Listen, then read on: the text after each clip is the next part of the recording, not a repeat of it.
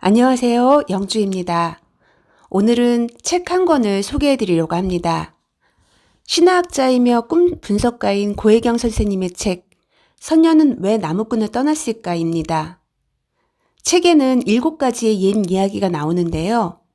다양한 옛 이야기를 통해서 여성성의 재발견을 목표로 하고 있습니다. 오늘은 그중 4번째로 소개된 선녀와 나무꾼입니다. 먼저 저자의 서문을 들어보겠습니다. 할머니 손은 약손, 옛 이야기는 약. 내 어릴 적 할머니는 내 손이 약손이라며 배를 쓰다듬어 주시며 많은 이야기를 들려주셨고 그 이야기들을 듣고 자란 나는 이야기 연구로 박사학위를 받았다. 이야기 박사가 된 지금도 나는 할머니 손은 약손, 옛 이야기는 약이라는 믿음을 갖고 있다. 할머니 손길이 가려운 데를 긁어주시고 아픈 배를 매만져 주시듯 이야기를 구성하는 이미지들은 내면에 필요한 곳으로 흘러들어가 창조적인 맥박을 자극하여 상상력을 다시 흐르게 해 상처를 치유한다. 그리고 진정한 자신의 힘을 느낄 수 있게 한다. 나는 이야기가 지니는 이러한 치유의 힘을 알기에 이 땅에서 누구나 듣고 자라는 이야기로 치유의 작업을 시작하려고 한다. 상처가 많았다. 여자로 태어났다는 이유로 할머니가 과수원 나무들 사이에서 한 타령을 하실 때 그 짙은 슬픔을 어린 나이에 이해했다. 이해했다기보다 할머니의 한이 온몸으로 전달되었다. 슬픔이 아주 커서 나보다 훨씬 크다는 생각을 했다. 학교를 마치고 결혼을 하면서 그 압도하던 슬픔의 정체가 무엇인지 알게 되었다. 결혼은 파경을 맞았고 죽을 만큼 힘들어서 미국에 갔다. 여성성을 일깨우고 여신 전통을 알아가면서 나의 상처가 어떻게 여성으로 사는지 이해하지 못한 데서 비롯됐다는 사실을 깨닫게 되었다. 열심히 살았고 공부도 꽤 했다. 아주 착한 여자였고 내 안의 남성성을 발휘해 강하고 똑똑한 여자라는 소리도 들었다. 그런데 진짜 나의 본질, 나의 존재, 나의 힘은 알지 못했다. 할머니의 타령처럼 나보다 더 큰 슬픔과 외로움이 나를 덮쳤다. 나는 누구인가? 어떻게 살아야 하는가? 무엇이 될 수 있는가? 그리고 이것은 나만의 문제가 아니라 어머니와 할머니의 문제이고 또 모든 여성의 문제라는 사실을 알게 되었다. 가부장제란 온전한 여성의 이미지가 존재하지 않는 사회이다. 융의 표현을 빌자면 여성은 최고 의회의 대변인이 없다. 본질적인 여성의 아름다움과 힘을 표현하는 이미지가 없었다. 영성도 남성의 힘과 원리를 그대로 수용하는 것이었다. 자연히 여성으로서 확신이 없었다. 내면의 불확실성을 보상하기 위해 나는 남성성을 개발했다. 그러나 질문을 하면서 치유가 일어났다. 30이 넘은 나이에 비로소 묻기 시작했다. 어떻게 나의 본능적 토양인 여자가 될 수 있을까? 그래서 여신에 대해 공부했다. 여신들의 창조 행위는 남신들의 창조 행위와 완전히 달랐다. 존재 양식도 달랐다. 여신의 창조 행위는 내가 일상에서 늘 하는 행위여서 일상의 삶에 신성을 부여했다. 여신의 이미지가 나의 존재를 더 잘 반추하게 해주었다. 억지로 믿어야 될 필요도 없었다. 가부장제가 아닌 시대도 존재했다는 걸 알게 되면서 여신 전통이 아직도 남아있는 사회에 눈길이 갔다. 이런 사회에서 살아가는 여성은 자연스러웠다. 자기에 대한 확신이 있었고 여성으로서의 자부심을 가지고 있었다. 그들은 자연스러워 아름다운 힘이 느껴졌다. 여성이란 이래야 한다는 집단의 태도에 의문을 던지기 시작하면서 무의식 탐구의 필요성을 절감했다. 역사적, 문화적 필터로 걸러지지 않는 여성의 자생적인 힘과 진실을 알고 싶었다. 눈을 안으로 돌렸다. 꿈의 세계를 탐험하면서 여자로서 진실한 나의 힘과 아름다움을 맛보게 되었다. 그 느낌이 신비였다. 나는 진정한 여성의 아름다움과 자긍심을 길러가려는 노력의 연장으로 이 책을 쓴다. 그리고 특별히 집단 무의식에 접근하기 위해 우리 옛 이야기를 택했다. 이 땅에 누구나 들으면서 자라는 심청, 콩쥐팥쥐, 햇님 달님, 나무꾼과 선녀, 계모, 태고적 할머니 이야기를 택했다. 그리고 외국의 바보 이반 이야기를 빌어왔다. 여성이 일생 동안 거쳐야 할 주요 통과 의례의 과제를 다루기 위해 내용별로 선별했다. 덧붙여 심리학적 관점으로 이야기를 다룰 때 신화, 민담, 동화, 전설 등 장르 구분은 중요하지 않다. 이들 모두는 무의식의 산물이고 심리를 이해하는 열쇠라는 게 기본적인 입장이다. 미국 인디언처럼 모든 이야기는 다 신성하다라는 태도를 취하고 있다. 여기서 하는 풀이는 분명히 주관적이다. 이야기의 숨은 뜻을 밝혀 답을 제시하려고 이 책을 쓰지 않는다. 우리들의 이야기를 통해 사실은 나 자신의 이야기를 풀어냈기 때문이다. 내가 풀어낸 옛 이야기가 독자의 상상력을 자극해서 각자 자신의 이야기 풀이를 시작하길 바란다. 그래서 자신의 이야기를 찾길 희망한다. 나는 여성성을 위하여 이 책을 쓴다. 할머니의 한 타령에 묻어있는 깊은 슬픔과 허망함을 패부로 느끼는 여성, 그리고 어디로 가야 할지 방향이 보이지 않는 여성들에게 나의 내면으로의 여정이 어떤 영감을 주기를 바란다. 또 여성과 함께 살아가는 남성을 위하여 쓴다. 주변 여성을 이해하는 데 도움이 되기를 바랐고 남성 내면에 있는 여성성을 찾아가는 데 통찰을 얻기 바란다. 이 책에는 유학 시절의 경험과 사례가 많이 녹아있다. 본격적으로 이 주제를 탐구했던 시기이고 질문의 답을 찾아가던 시기다. 이 8년의 시간이 내겐 어두움의 세계로의 여정이었다. 착한 여자, 똑똑하고 강한 여자의 가면이 벗겨져 나갔다. 압도하던 짙은 외로움과 공허감도 사라졌다. 누군가 이제 너의 이야기를 찾았어? 여성의 진정한 힘과 아름다움은 무엇일까? 라고 물어온다면 그 답은 독자들 몫으로 남긴다. 진실한 답은 내면 세계에서 찾을 수 있고 진정한 힘은 자기 안에서 체험할 수 있다. 내가 이렇게 분명하게 말할 수 있는 것은 밑도 끝도 없는 공허함 대신 이제는 문득 참 행복하다는 느낌이 들기 때문이다. 삶이 자유롭고 충만하다. 이 책은 상처와 치유에 관한 나의 이야기다. 이야기의 치유력을 믿기에 내 손은 약손을 노래하며 세상을 향해 이 이야기 책을 내민다. 서문은 여기까지고요. 이제 본문 내용인 선녀와 나무꾼의 이야기입니다.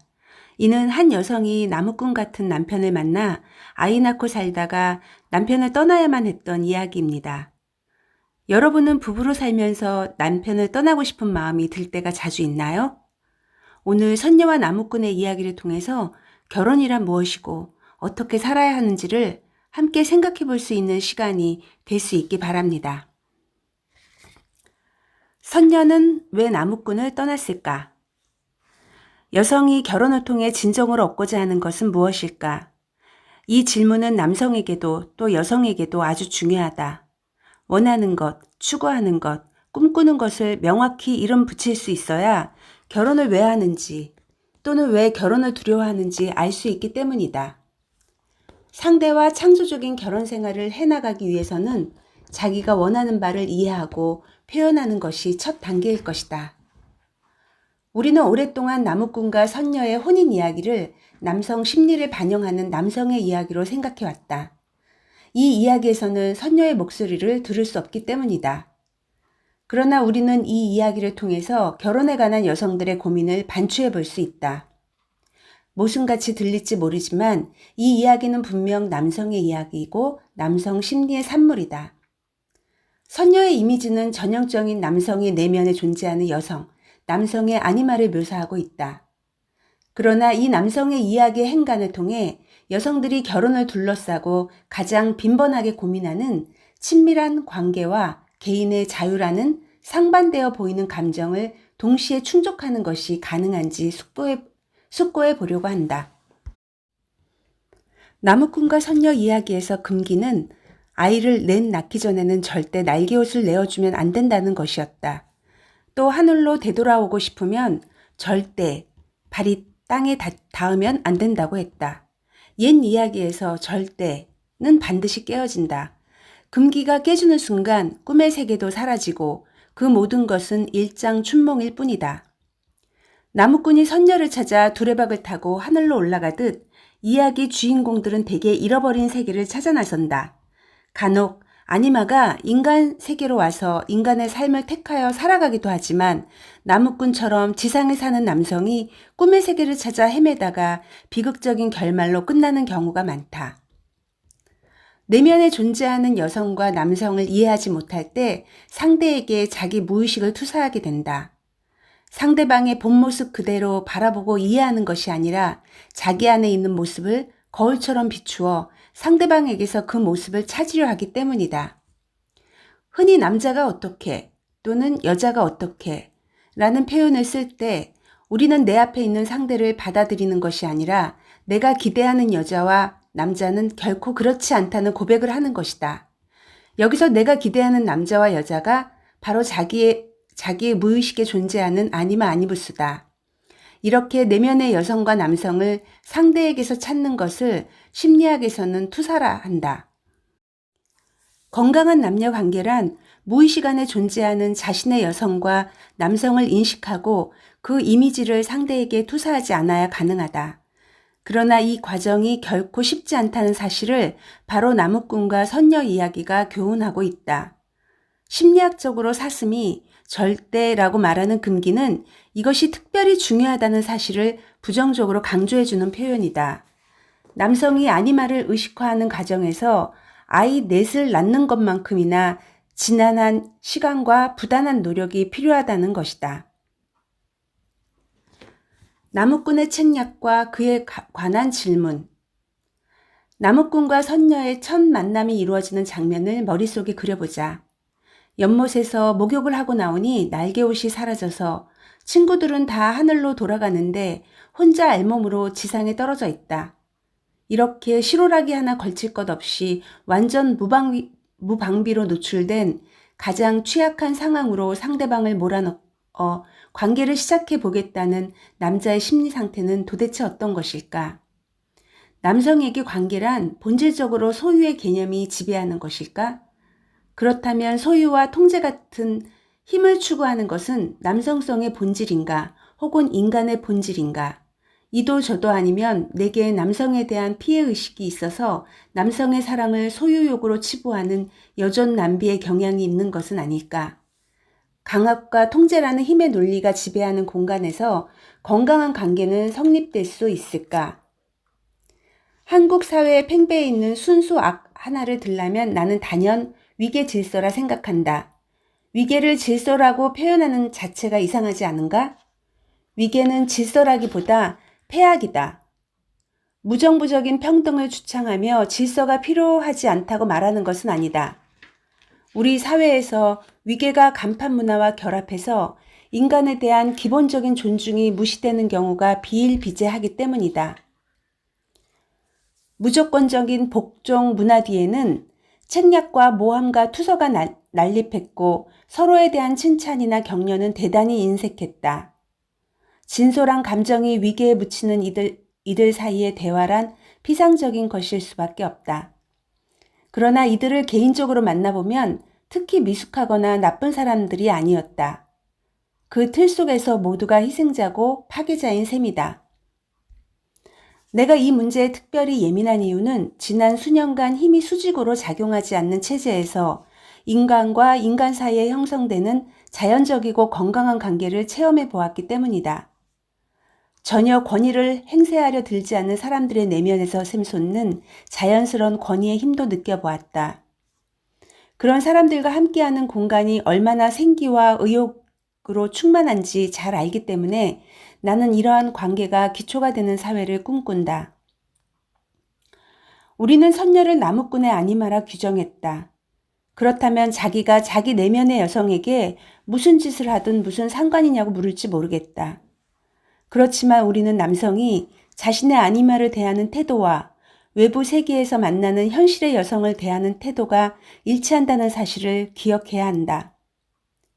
여성을 궁지로 몰아 관계를 맺어보려는 나무꾼의 태도가 일반적으로 그가 자기 주변의 여성을 대하는 태도라 봐도 무방하다는 말이다. 크든 작든 간에 강압적으로 여성을 소유하려는 남성은 에로스, 즉 사랑의 원리가 거의 발달하지 않아서 원시 단계에 머물러 있는 상태다. 이렇게 사랑의 원리가 발달하지 못한 남자에게 신사도를 기대하거나 성숙한 인격을 찾을 수는 없다. 이런 사람과 성숙한 관계를 기대하는 것 자체가 허망할 뿐이다. 이런 의식의 소유자가 일반적으로 보이는 태도가 바로 당신에게 날개 옷은 필요 없어. 다. 이런 남성이 이 말 뒤에 꼭 붙이곤 하는 나는 최선을 다해 가족을 돌보고 당신만을 사랑할 거야 라는 굳은 결의에 찬 선언을 듣고 경계하는 여성은 많지 않다. 자기는 아내를 아주 많이 사랑한다고 믿는 사람들이 있다. 그리고 그 사람들이 수시로 하는 사랑 고백은 주로 당신은 나 없으면 못 살아이다. 여성에게 날개옷이 필요한지 아닌지 누가 결정하는가? 날개옷이 필요 없다는 나무꾼의 표현에서 우리는 그가 여성의 문제, 여성의 고민, 여성의 꿈을 남성적인 눈으로 바라보고 남성적인 방법으로 다루려 한다는 사실을 알 수 있다. 안타깝게도 우리 주변에는 이런 시각으로 여성의 문제를 바라보고 해결하려는 남성이 의외로 많다. 실제 상황에서 여성이 이러한 남성의 논리를 반박하기는 쉽지 않다. 뭔가 표현할 길은 없지만 가슴 한구석이 무너져 내리는 느낌을 받을 때가 바로 이러한 순간들이다. 남성들의 이런 논리가 위험한 이유는 여성으로 하여금 자기 내면의 목소리를 듣지 못하게 만든다는 데 있다. 이런 상태로 살아가는 여성은 대개 상황을 판단하고 결정을 내리는 순간 자기의 갈망이나 필요나 내면의 요구가 판단 근거가 되지 못한다. 이런 상태로 장기간 머문 여성은 결국 자기 내면의 목소리를 신뢰할 수 없게 된다.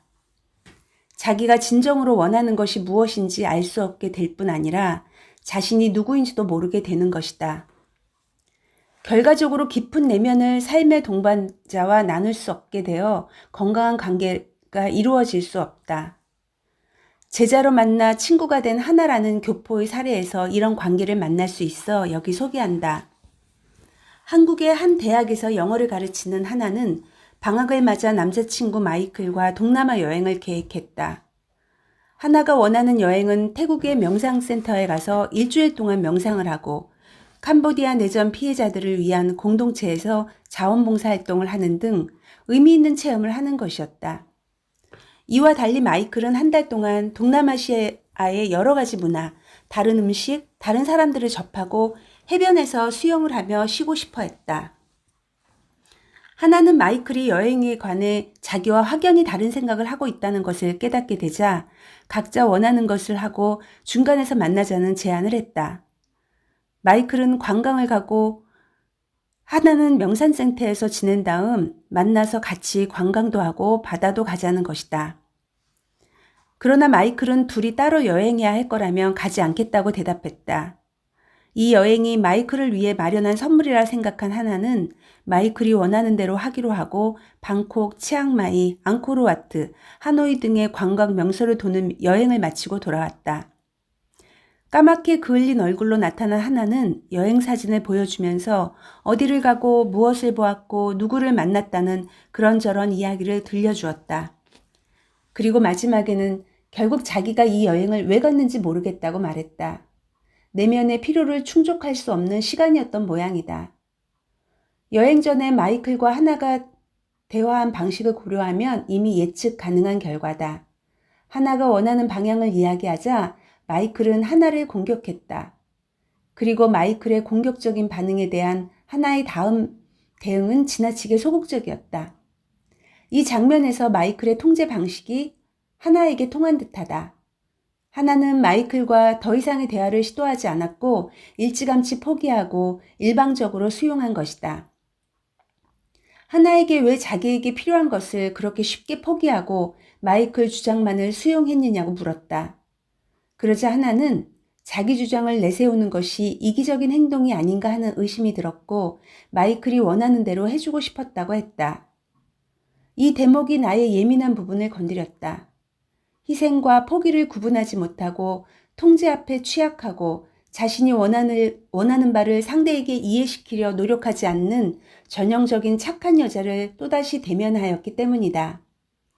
나 자신과 다른 많은 여성들의 오랜 고민과 분투가 이 대목에서 여전히 재현되고 있음을 본 나는 하나에게 질문을 던졌다. 너의 필요가 얼마나 절실한 것인지 마이클이 이해할 수 있도록 기회를 주었니? 하나는 분명 자기 내면의 목소리를 신뢰하지 않거나 들을 수 없는 심각한 상태는 아니다. 그러나 수년 혹은 수십 년 동안 자기 내면의 요청을 너무 쉽게 포기해온 사람이라면 그는 자연스럽게 너에게는 날개옷이 필요 없어 라는 식의 타인이나 사회가 제공하는 증거로 자기 삶의 중요한 결정이나 선택을 할 것이다. 이렇게 자기를 잃어버리고 살아가는 상태보다 더 공허하고 외로운 삶이 또 있을까? 외로움과 공허가 여자들만의 문제는 아니라는 사실.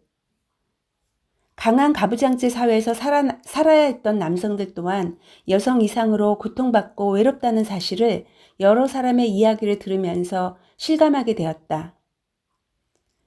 자신의 목소리를 잃어버리고 어린 시절의 꿈도 버린, 자기를 잃어버린 남성이 적지 않다. 편향된 가부장제 사회에서는 내면의 감정과 정서와 삶의 의미를 중요하게 여기는 여성적 가치가 쉽게 억압되고 무시된다. 이런 결과는 여성뿐 아니라 남성에게도 깊은 영향을 미친다. 날개옷, 선녀의 선녀다움. 날개옷 상실이 결혼으로 연결되고 날개옷을 되찾는 것이 결혼의 위협이 되는 선녀의 딜레마에서 이야기를 시작하자.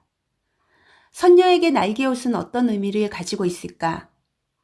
선녀를 고향, 즉 궁극적인 회귀의 장소로 연결해주는 보이지 않는 우주의 그물망 같은 것일 수도 있다. 어디에도 기속되지 않는 영원한 자유를 나타낼 수도 있고 날개 때문에 땅에 뿌리를 내릴 수 없게 하는 대책 없는 순진함을 상징하는 것인지도 모른다. 선녀다움이란 마음껏 날 수 있는 자유로움, 구름 같은 가벼움, 하늘빛 같은 천진함, 천상적인 수려함, 상상력, 마술 등의 이미지를 뜻할 것이고 더불어 정착되지 않는 부유성, 책임감 결여, 변덕스러움, 믿음직스럽지 못함, 극단적인 순진함 등도 떠오른다. 개인적으로 선녀가 선녀답다는 것은 한 존재가 지니는 고유한 개성이라 생각한다. 이 개성은 위에 열거한 성숙, 미성숙, 아름다움, 추함, 지혜, 무지, 모험, 무책임이 두루 섞여 있다. 선녀다움이 선녀만의 개성이라면 날개옷 없는 선녀는 여전히 선녀일까? 이는 결혼에서 여성의 개성이 존중되어야 하는가 하는 질문으로 연결된다. 이 질문은 고답적인 곳으로 우리를 인도한다. 자기를 죽여야지 라는 낯설지 않은 표현. 우리는 과연 무엇을 죽여야 하는 것일까? 선녀의 참 개성일까? 아니면 선녀의 이기심과 철없는 순진함을 죽여야 하는 것일까? 결혼은 필연적으로 상실, 희생, 단절, 죽음이 요청되는 주요 통과 의례 중 하나이다. 제주 전통에서 혼례복과 호상복이 같다는 사실은 시사하는 바가 크다. 상징적으로 혼례는 죽음의 의례이다. 물론 신화적 상상력이 살아있었던 옛 사람들에게 죽음은 삶의 끝이 아닌 새로운 여정을 시작하는 출발점이었다. 오늘날 혼례와 장례를 연결할 수 없기 때문에 결혼 생활이 이토록 힘겹게 느껴지는 것은 아닌지 모르겠다. 결혼을 낭만적인 사랑, 신혼의 꿈, 행복으로 연결하지 않고 상실, 희생, 죽음으로 연결하는 가장 큰 이유는 허니문이나 로맨스의 달콤함이 끝나는 시기가 바로 진정한 결혼이 시작되는 시점이라고 생각하기 때문이다. 목사, 신부, 랍비가 모여서 언제부터 생명이 시작되는가 하는 질문을 놓고 열띤 논쟁을 벌인다. 신부는 수정이 이루어지는 바로 그 순간부터라고 말한다. 목사는 수정 후 완전히 착상이 된 후부터 생명이 시작된다고 주장한다. 그러나 랍비는 이렇게 말한다. 아이들이 자라서 대학을 졸업하고 집에서 키우던 개가 죽고 난 뒤 비로소 생명은 시작된다고. 갈 것도 할 것도 많던 젊음과 격동의 시기가 지나 황혼의 그림자가 드리우고 외로움이 몸에서 스멀스멀 배어나오는 이 시기가 바로 영적 생명이 시작되는 순간이라는 랍비의 주장에 동의한다면 아직 설익은 나이에 떠는 건방일지 모르겠다. 상실, 희생, 죽음이라는 말로 행복해야 할 결혼에 무거움을 들이우는 사람이 하는 변명인지도 모른다. 혼인, 열린 사람이 맺는 열린 관계. 최근에 약혼을 한 친구에게 결혼하는데 가장 두려운 것이 무엇인지 물어보았다. 그는 관계를 위해 자기 꿈을 희생해야 될까봐 두렵다고 했다. 그리고 결혼 생활에 안주하여 의존적으로 변해서 덜 도전적인 삶을 살아가게 될까봐 두렵다고도 했다. 나는 이 친구와의 대화를 생각하다가 우리가 희생이란 단어에 지나친 피해의식을 가지고 있는 것은 아닌지 자문해 보았다. 오랫동안 내게 희생이란 단어는 두드러기 나는 단어였다. 최근에서야 서서히 이 말과 감정적 화해를 시도하고 있다. 그동안 여자, 이퀄, 양보와 희생이란 이미지에 의식적, 무의식적으로 익사할 만큼 빠져 있어서 희생의 진정한 의미나 가치를 생각할 수조차 없었기 때문이다. 그럼에도 불구하고 나는 친구의 표현에서 희생이란 단어가 좁은 의미로 쓰였다고 생각한다. 우리가 정말 두려워하는 것은 진정한 희생이 아닐 것이다. 심청처럼 강요된 희생과 무의식적으로 행하는 희생이 두렵다. 심청 같은 주어진 이미지에 익숙해져서 자연스럽게 이것을 희생이라 착각하고 받아들일까봐 두려운 것이다. 심리학적으로 희생이란 더 큰 의식으로 발전하기 위해 상대적으로 작은 현재의 의식을 포기하는 것이다. 내가 정말 두려운 것은 의미를 부여할 수 없는 것 때문에 더 소중한 것을 체념하고 포기해야 하는 상황을 맞는 것이다. 관계를 위해서든 자기를 위해서든 자발적으로 선택한 희생은 용기이고 자부심이고 사랑이다. 이 친구의 또 다른 두려움은 배우자와의 관계를 유지하기 위해 자기 내면의 필요를 포기해야 할지 모른다는 부담이었다. 결혼 생활에서 이런 부담은 마땅하다고 말하는 사람이 있다면 나는 그런 결혼 생활은 위험하다고 말하고 싶다. 어쩌면 지금까지 우리가 전통적으로 받아온 교육과 다른 목소리일지도 모르겠다. 그리고 개인의 필요를 우선적으로 충족시키려는 것이 이기적이란 생각이 들지도 모르겠다. 그러나 자신이 필요로 하는 선택을 하는 것이 이기적인지 자기에게 진실한 것인지 판단은 여러분의 내면의 목소리에 맡겨두겠다. 희생과 자신의 필요가 만나는 지점을 생각해 보게 하는 아낌없이 주는 나무란 책이 있다. 한 소년이 사과나무와 친구가 된다. 사과를 따먹고 그 그늘에서 쉬면서 나무와 함께 나이를 먹어간 소년이 청년이 되었다. 돈이 필요한 청년은 나무에게 사과를 따서 팔겠다고 말한다. 사과나무는 기꺼이 그렇게 하라고 한다. 얼마 뒤 다시 나타난 청년이 집이 필요하니 나뭇가지를 자르겠다고 한다. 사과나무는 그렇게 하라고 한다. 필요한 것이 더 생긴 청년은 사과나무의 아름드리 기둥을 자르겠다고 한다. 사과나무는 그렇게 하라고 한다. 그리고 마지막으로 사과나무는 노인이 된 청년을 위해 자신의 밑둥치를 의자로 내준다. 희생의 미덕을 강조하는 이 권장도서의 나무 이미지는 위험할 수 있다. 나무는 언제 이제 그만! 이란 말을 배우게 될 것인가. 사과 가져가라. 장가지 쳐가라. 그러나 내 몸뚱이는 절대 안 된다. 내년에도 내후년에도 풍성한 결실을 맺어 계속해서 너에게 사과와 그늘을 주기 위해서라도 둥치는 자를 수 없다고 말하는 나무. 아낌없이 주는 나무보다는 용감하게 자신을 지키는 나무가 이 청년과 더 지속적인 관계를 맺을 수 있지 않았을까? 그리고 이 길이 나무가 베푸는 진정한 사랑이 아닐까? 날개옷을 상실하고 혼이 나는 선녀의 이미지와 주고 또 주는 사과나무 이미지가 겹쳐진다. 주고 또 주다가 죽은 나무나 선녀다움이 완전히 사라져버린 선녀의 모습에는 쓸쓸함과 허무만 남는다. 이것이 선녀가 하늘로 되돌아간 진짜 이유가 아닐까? 선녀다웠던 옛 기억을 되살릴 수 있는 곳, 그리고 선녀의 힘을 새롭게 채울 수 있는 곳이 하늘나라였을 테니 말이다. 여기서 하늘나라를 친정이나 출생지인 산부인과 병원쯤으로 생각하지 말기를 바란다. 하늘나라는 삶이 시작되는 원천, 언제나 되돌아가 잃어버린 자신의 중심을 회복할 수 있는 심리적, 영성적 본향이고 깊은 고독의 세계이다.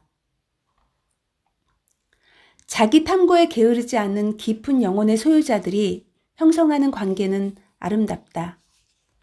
개인의 영혼이 자유로울수록 친밀함도 더 깊어지기 때문이다. 결혼할 때 부부는 반지 2개를 하나씩 나누어 낀다. 같은 모양의 반지가 서로 다른 두 영혼을 연결함과 동시에 각자 손가락에 낀 반지는 자기 영혼과의 약속이라 할 수 있겠다. 그래서 나는 반려자와의 혼인 서약에 자신에게 최선을 다한다는 자기 서약도 포함되었으면 좋겠다. 조셉 캠벨이 인터뷰에서 결혼이 무엇이냐고 생각하냐는 질문을 받은 적이 있다. 그는 엄청난 시련이라고 대답했다. 결혼의 어려움을 강조하여 비관론을 확산시키려는 의도는 아니고 결혼에 관한 낭만적 환상이 오히려 결혼 생활을 받아들이는 데 장애가 될 수 있게 하는 말이다. 삶의 긴 여정을 누구와 함께 한다는 사실 자체가 너무나도 소중하다. 예기치 않은 상황들을 함께 헤쳐가고 서로의 관심과 감정을 나누면서 자신이 성장해가는 과정을 지켜보는 누군가가 늘 가까이에 있다는 사실이 정말 아름답다. 고락을 겪으며 가슴을 점점 더 넓게 열어 더 깊이 사랑하고 삶의 경이로움과 신비를 함께 누릴 수 있다면 거듭거듭 사랑에 빠져 로맨틱한 사랑, 꿈, 행복을 결혼이란 이미지와 결합할 수 있을 것이다. 오늘의 책 읽기는 여기까지입니다. 감사합니다.